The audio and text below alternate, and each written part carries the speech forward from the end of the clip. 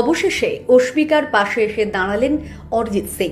অরিজিৎ সিংকে চেনেন না এরকম মানুষ এই দেশে খুবই কমই আছে। এমনকি বিদেশের মাটিতেও তার রমরমা চলে।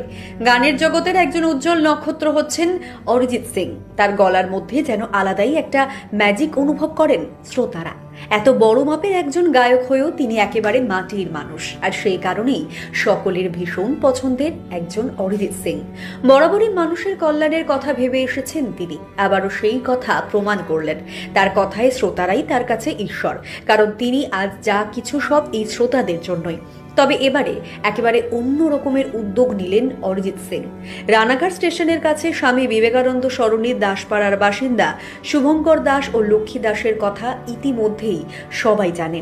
গত বছর জানুয়ারি মাসে তাদের কোল আলো করে একটি কন্যা সন্তান জন্ম নেয়, যার নাম অস্মিকা। কিন্তু অস্মিকার বয়স যখন 4 মাস, চিকিৎসক জানান এক বিরল